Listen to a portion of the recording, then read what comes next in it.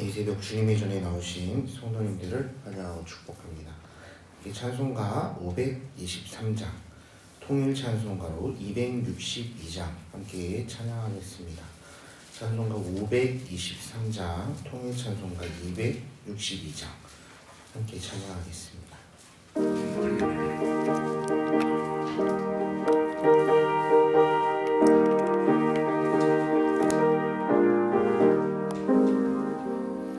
모든 죄악 길에서 목자 없는 양같이 모든 사랑이 찾아 헤맨다. 자비하신 하나님 독생자를 보내사 너를 지금 부르니 나오라. 이때라 주의 긍휼 받을 때가 이때라. 지금 주께 나와 겸손하게 아뢰라. 주 원함을 얻으리 험한 십자가 위에 달려 돌아가신 주 다시 살아나셨네. 기쁘다. 죄인 구원하실 때 어서 주께 나와 크신 은혜 구하라.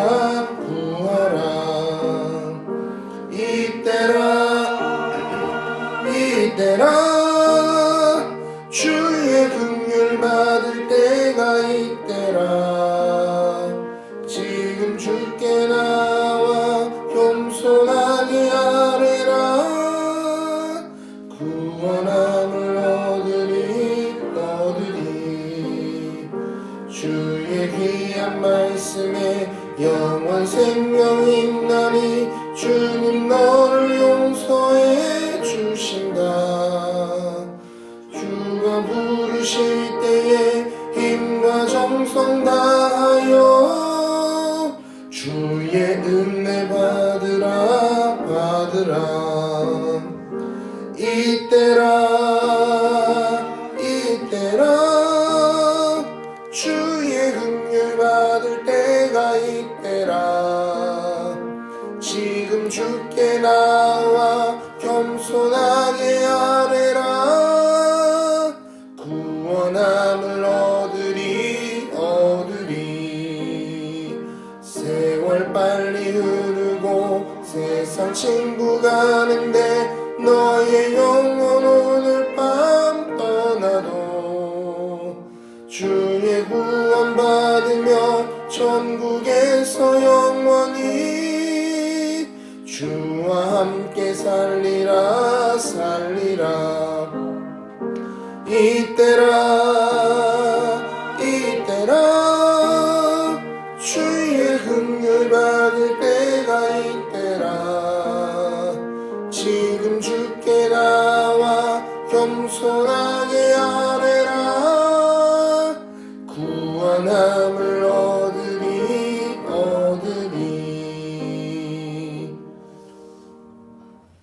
이어서 찬송가 524장, 통일 찬송가 313장입니다. 찬송가 524장, 통일 찬송가 313장, 갈 길을 밝히 보이시니 함께 찬양하겠습니다.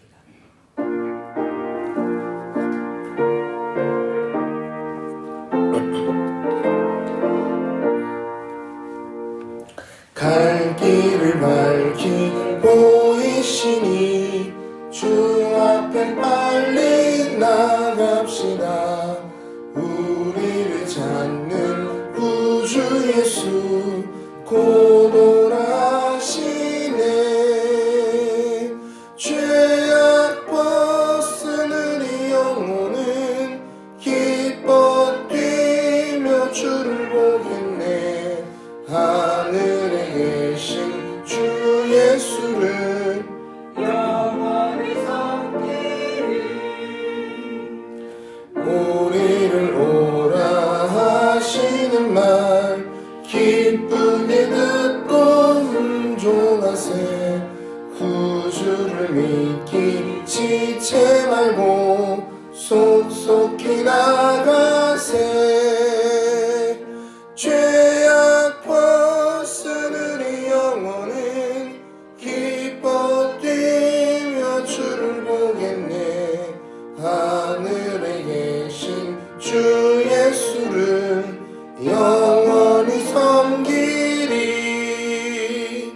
주 오늘 여기 계시오니 다 와서 주의 말씀 듣세.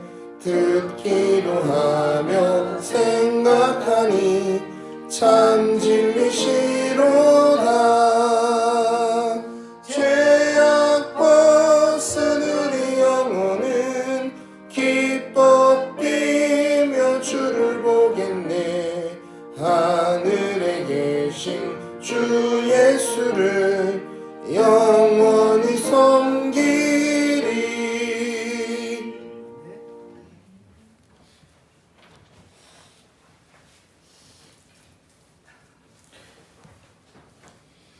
이 새벽 우리에게 주신 말씀, 하나님 말씀은 시편 41편 1절로 13절까지의 말씀입니다.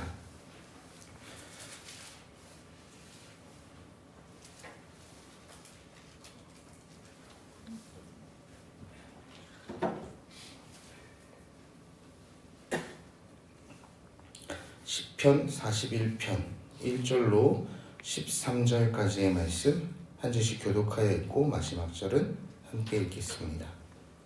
가난한 자를 보살피는 자에게 복이 있으며 재앙의 날에 여호와께서 그를 건지시리로다. 여호와께서 그를 지키사 살게 하시리니 그가 이 세상에서 복을 받을 것이라. 주여 그를 그 원수의 뜻에 맡기시옵소서. 여호와께서 그를 병상에서 붙드시고 그가 누워있을 때마다 그의 병을 고쳐주시나이다. 내가 말하기를 여호와여 내게 은혜를 베푸소서. 내가 주께 범죄하였사오니 나를 고치소서 하였나이다. 나의 원수가 내게 대하여 악담하기를 그가 어느 때에나 죽고 그의 이름이 언제나 없어질까 하며 나를 보러 와서는 거짓을 말하고 그의 중심에 악을 쌓았다가 나가서는 이를 널리 선포하며 나를 미워하는 자가 다 하나같이 내게 대하여 수군거리고 나를 해하려고 꾀하며 이르기를 악한 병이 그에게 들었으니 이제 그가 눕고 다시 일어나지 못하리라. 내가 신뢰하여 내 떡을 나눠 먹던 나의 가까운 친구도 나를 대적하여 그의 발꿈치를 들었나이다.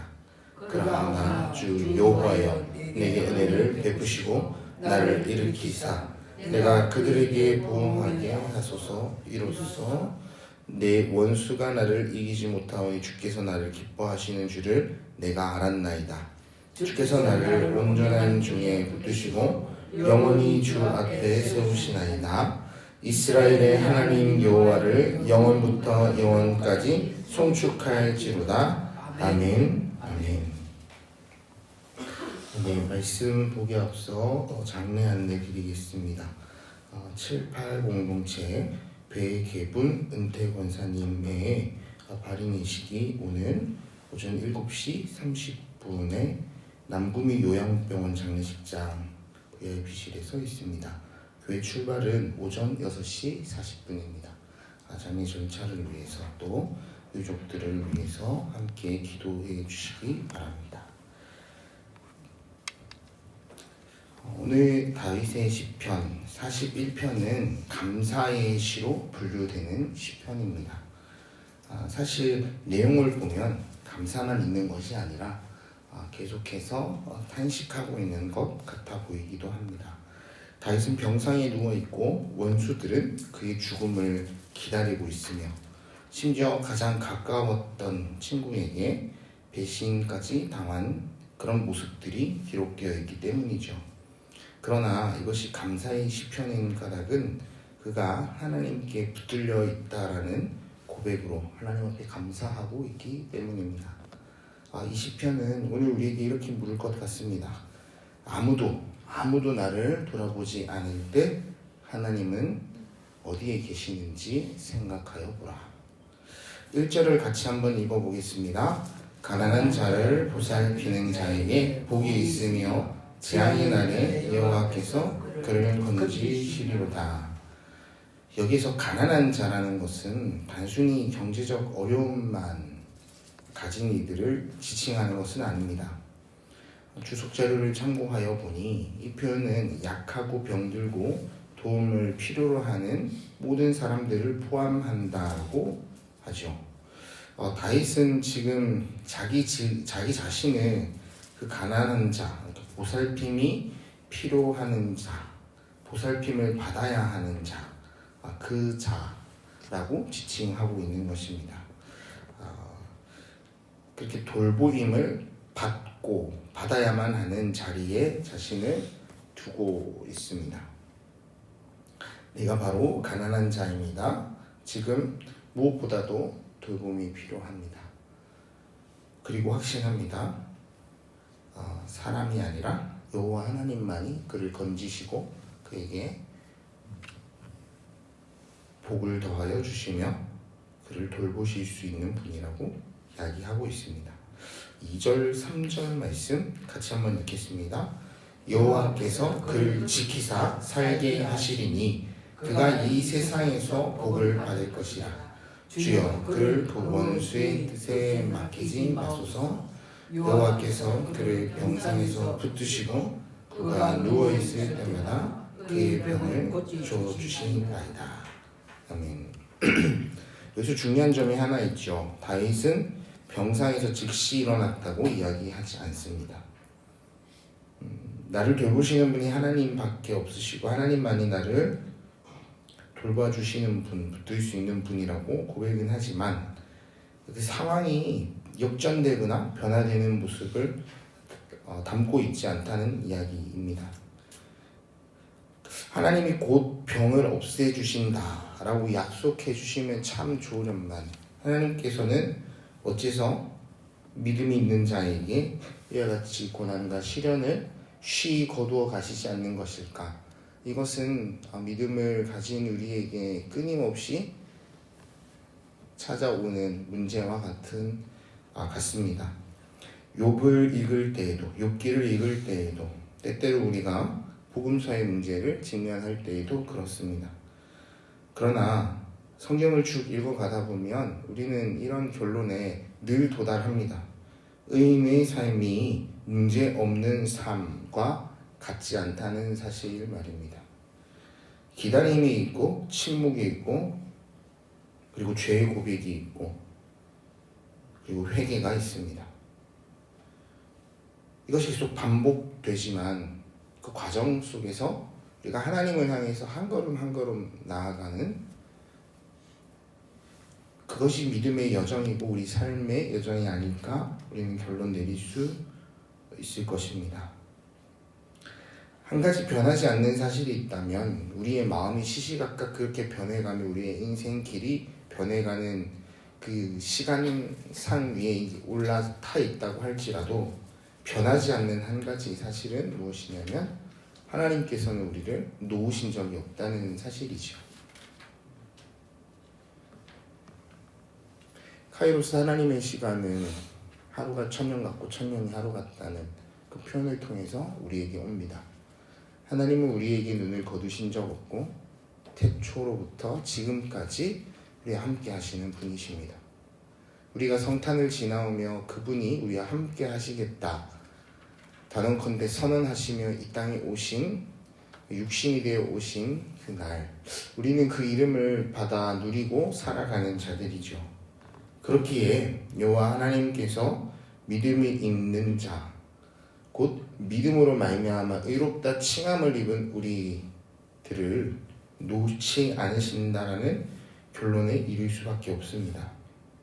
그래서 시편 41편 2절과 3절은 새로운 이야기를 기록한 것이 아니라 지금까지 쌓아온 그 신앙의 고백의 결론처럼 우리가 볼 수 있을 것입니다. 여호와께서 그를 지키시고 병상에서도 붙드시며 다시 서게 하시는 분이시다. 5절에서 9절 말씀을 한 번 더 읽어보겠습니다. 함께 읽겠습니다. 나의 원수가 내게 악담하기를 그가 어느 때에 나 죽고 그의 이름이 언제나 없어질까 하며 나를 보러 와서는 거짓을 말하고 그의 중심에 악을 쌓았다가 나가서는 이를 널리 선포하고 나를 미워하는 자가 다 하나가 내게 대하여 수건거리고 나를 해하려고 꾀하며 이르기를 악한 명이 그에게 들었으니 이제 그가 눕고 다시 일어나지 못하리라 하오며 내가 신뢰하여 내 떡을 나눠 먹던 나의 가까운 친구도 나를 대적하여 그의 발꿈치를 들었느니라. 고통이 더 깊어지고 있습니다. 원수들은 이야기합니다. 그가 언제 죽을까? 찾아온 사람들은 나를 위로하는 것 같지만 그 마음을 보니 악을 쌓아두고 나가서 떠벌리는 모습을 봅니다. 가장 아픈 고백은 9절이죠. 내가 신뢰하여 내 떡을 나눠 먹던 나의 가까운 친구도 나를 대적하여 그의 발꿈치를 들었나이다. 마치 예수님을 배반했던 가룟 유다를 떠올릴 수 있는 말씀입니다. 그러니까 본문에서 그러나 우리가 먼저 보아야 될 것은 다윗이 지금 철저히 혼자가 되었다는 사실이죠. 병상, 고립, 배신. 실제로 다윗의 삶을 읽어가다 보면 우리는 이 모든 것들을 다 확인하게 됩니다. 심지어 아들로부터 배신을 당한 아버지의 마음은 어떻겠습니까? 그러나 그 역시도 하나님 앞에서 범죄하였고 하나님을 배반했던 적이 있죠. 누구보다 주의 말씀을 경청하고 주를 의지하며 신뢰했던 그가 하나님을 떠났던 것입니다. 우리는 이처럼 하나님이 우리에게 대하여 어찌하여 이런 일을 허락하시냐라고 묻지만 실제로 하나님의 입장에서는 너희가 어찌하여 그와 같이 행하고 있느냐라고 묻지 않을 수 없을 것 같습니다. 그렇게 우리는 우리의 기대가 모두 좌절되고 우리의 계획이 모두 실패하는 그 지점에서 다시금 하나님의 마음을 생각해 보지 않을 수가 없는 것입니다. 가난한 마음 되어 내가 주님밖에 없습니다 고백하는 그 자리가 우리에게는 위기의 자리가 아니라 회복의 시간이고 역전의 순간이 되는 것입니다.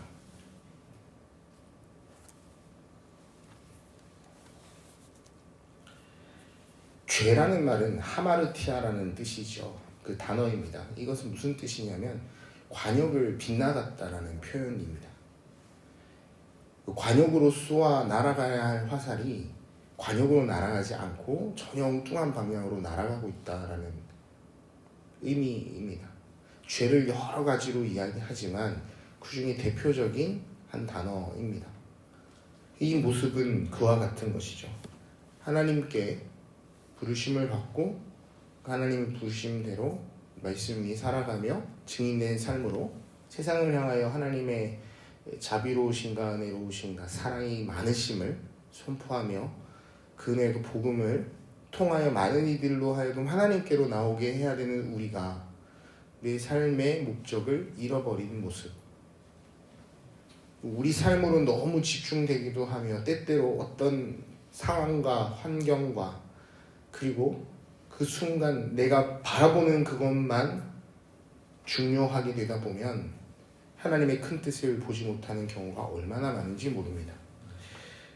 그래서 본문을 보면요 10절과 11절에 보면 다윗은 다시 하나님께로 시선을 돌리죠. 그러나 주 여호와여 내게 은혜를 베푸시고 나를 일으키사 내가 그들에게 보응하게 하소서. 이로써 내 원수가 나를 이기지 못하오니 주께서 나를 기뻐하시는 줄을 내가 알았나이다. 여기에서 보응하게 하소서라는 말이 우리가 쉬이 복수할 기회를 달라고 매달리는 것 같아 보입니다만 실제로는 그런 의미가 아닙니다.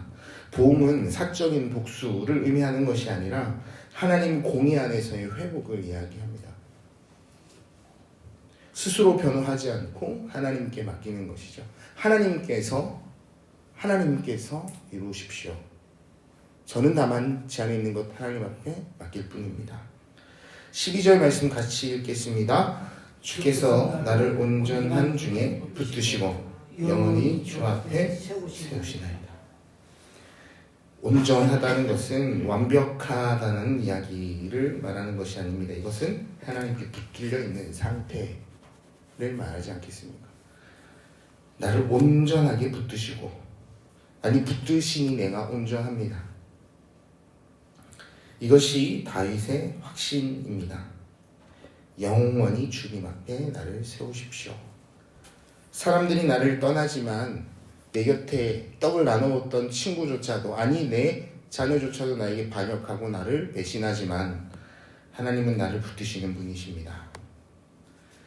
마지막 13절은 이 시편 1권이라고 부릅니다. 아멘 아멘이 나오는 이 1권의 마침을 하는 마지막 절이죠. 한 목소리로 한번 읽어보겠습니다. 이스라엘 하나님 여호와를 영원부터 영원까지 송축할지어다. 아멘 아멘. 짧은 절이지만 우리가 1절부터 13절을 읽어오다 보면 그의 상황이 역전되었고 그의 환경이 변화되었다라는 기록은 단 한 줄도 찾아볼 수가 없습니다. 그저 내가 하나님 앞에 붙들려 있고 하나님이 나를 온전하게 하십니다. 주의 이름이 송축을 받으십시오 라고 고백할 뿐입니다. 이것은 무슨 말이겠습니까? 상황이 변하지 않지만 내 마음이 변했습니다 라는 고백이겠죠. 하나님 한 분만으로 내가 만족합니다 라는 고백일 것입니다. 오늘 이 시편을 읽으며 우리가 생각해 보아야 할 것은 사람을 의지하고 사람을 붙들고 가는 이 믿음의 여정이 이제는 한 걸음 더 나아가 하나님 붙들겠습니다라는 믿음의 고백으로 우리가 그 길의 방향을 바꾸어야 할 때가 아닐까요? 하나님께서는 사람을 붙드시는 분이시고 그렇게 붙들림 받은 이들을 통하여 하나님의 역사를 이뤄가시는 분이십니다. 그들 수많은 믿음의 사람들 중에 우리의 이름이 있기를 간절히 바라고 원합니다. 2020년 길지 않은 시간이지만 우리가 얼마나 더 살 수 있을지 알 수 없지만 이 삶을 살아가는 동안 하나님 보시기에 내 기뻐하는 자라는 하나님의 칭찬을, 하나님의 평가를 받을 수 있는 우리 귀한 성도님들 모두가 되셨으면 좋겠습니다. 우리 주님은 나를 붙드시는 하나님이십니다. 이 고백으로 오늘 하루를 그리고 이 한 주를 시작하는 준비를 해가는 귀한 날 되시기를 간절히 바라고 원합니다. 이 시간 함께 기도하겠습니다. 기도하실 때 이렇게 기도했으면 합니다. 나를 가난한 자로 만드시는 아버지 하나님, 내가 가난하고 내 심령이 가난하고 내가 아무것도 내세울 것 없고 의지할 것 없는 그때에, 마치 내가 벼랑 끝에 매달려 있을 때와 같은 그때에 하나님 나를 붙드시는 분입니다. 내가 깨달아 아는 자 되기를 원하지 않습니다. 사람이 비록 내 곁에 있고 지금 내가 가진 것 있지만 주님 이것들 의지하지 않고 지금 이 자리에서 하나님을 바라보게 하여 주옵소서. 인생의 위기까지 몰리고 몰려서 그제서야 눈물로 주님을 찾고 부르시는 자 되기보단 매일매일 주님 앞으로 한 걸음씩 나아가서 지금 내가 가지고 있는 것과 내가 할 수 있는 것들을 하나님 앞에 아낌없이 드리며 주님, 주님의 것입니다. 주님, 내게 이것이 있지만 나는 하나님만 의지하겠습니다. 고백할 줄 아는 우리 믿음 되게 하여 달라고, 이 하루가 되게 해달라고 기도하며 나가기 원합니다. 함께 기도하겠습니다. 사랑과 은혜가 충만하신 아버지 하나님 감사합니다. 오늘 우리에게 시편의 말씀을 통하여 여전히 나를 붙드시는 분이 아버지 하나님이심을 고백하게 하시니 참으로 감사합니다. 주님, 우리 인생길 가운데 하나님 우리가 믿고 의지하고 버티고 튼튼한 주님 양 붙들고 살아가는 것들이 얼마나 많은지 모릅니다. 그러나 분별하게 하여 주옵소서. 그 안에 참으로 우리를 붙드신 아버지 하나님의 그 손이 무엇인지를 깨달아 아는 저희들이 되게 하여 주옵소서. 아버지 하나님 바라고 원합니다. 온전히 주님만이 나를 건지시고 수렁에서 끌어내시며 우리를 일으켜 세우시며 우리를 반석 위에 세우시는 분이심을 고백하게 하여 주옵소서. 주님 한 분만으로 충분합니다라는 이 찬양의 고백이 하나님 우리 단순히 흘러가는 흥얼림으로 끝나지 않기를 원합니다. 하나님 우리의 믿음의 근간이 되게 하시고 아버지 하나님 우리 마음의 중심이 되게 하여 주옵소서. 그리 아니하실지라도 주님 한 분만으로 내가 충분합니다 라는 고백을 하나님 앞에 올려드리게 하여 주옵소서. 나를 위하여 아낌없이 모든 것 내어주신 주님의 시선으로 하나님 나의 모습을 판단하고 평가하게 하시며 하나님 주님 앞으로 돌이킬 줄 아는 겸손한 믿음 가진 자 되게 하여 주옵소서. 가난한 심령 되어 하나님 우리가 더 이상 내몰릴 곳 없는 벼랑 끝에 섰을 때라 주님을 바라보고 주님 나를 도우소서 부르시는 자 되지 않기를 원합니다. 여전히 나에게 넉넉함이 있고 나에게 충분히 선택할 시간이 있을 그때 우리가 주님을 향하여 손을 들고 주를 고백하기를 원합니다. 주님 하나님 우리의 완악함과 우리의 교만함을 꺾어주시되 주님 겸손한 마음 회복하게 하여 주시며 주님께로 우리의 마음을 돌이키는 은혜의 날 되게 하여 주시고 주일을 준비하며 이날 우리의 심령을 다시 한번 가난하게 하여 주옵소서. 주님을 바라보며 주님의 은혜를 구하며 주님 주시는 그 말씀을 신뢰하며 주님 내가 주님 주시는 떡을 먹어야 살겠나이다 고백하는 귀한 주일을 우리가 맞이하기를 원합니다. 그런 예배자의 모습을 그런 영성을 회복하게 하여 주시고 이 하루 더욱더 주님과 동행하는 날 되게 인도하여 주시옵소서. 오늘은 토요일입니다. 내일 있을 예배를 위해서 함께 기도했으면 합니다. 특별히 예배의 자리로 올라가기 위한 우리 예배자들 모두가 이와 같은 마음 가지고 나올 수 있기를 원합니다. 그 자리 가운데에 가난한 심령으로 주님 주신 말씀을 기쁘게 받고 하나님의 음성입니다 고백하며 우리 삶을 변화시키는 동력으로 삼는 날 되게 해달라고 그렇게 주님 앞에 나아가는 겸손한 모습 우리가 갖추기를 원한다고 이 시간 마지막으로 한 번 더 기도하며 나가기 원합니다. 기도하겠습니다. 사랑과 충만하신 아버지 하나님, 예배자가 어떤 모습이 되어야 합니까? 어떤 모습으로 우리가 예배의 자리에 나가야 하는지를 알게 하시니 참으로 감사합니다. 하나님 사람이 떠나가고 하나님 우리의 상황과 환경이 변하지 않을 그때에도 하나님 우리가 주님 붙들며 나아오는 겸손한 자리가 주를 예배하는 자리가 아니겠습니까? 하나님 우리에게 그런 겸손함을 허락하여 주시고 우리의 완악함을 풀풀에 녹여주시며 부드럽게 만들어 주시옵소서. 하나님 우리의 딱딱한 마음이 부드러운 밭으로 기경되어지기를 원합니다.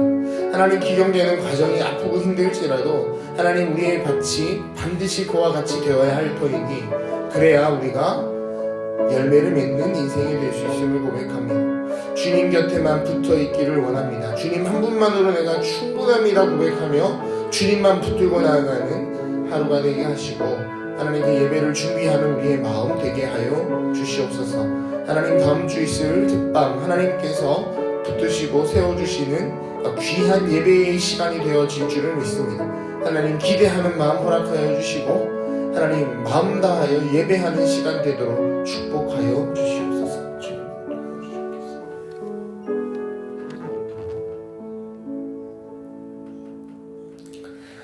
사랑이 충만하신 아버지 하나님, 사람이 떠나가고 우리의 힘이 빠지고 병상 같은 자리에 머물러 있을 때도 있습니다. 그러나 우리를 붙드시는 분, 우리 주님이심을 믿음으로 고백하는 저희들 되게 하여 주옵소서.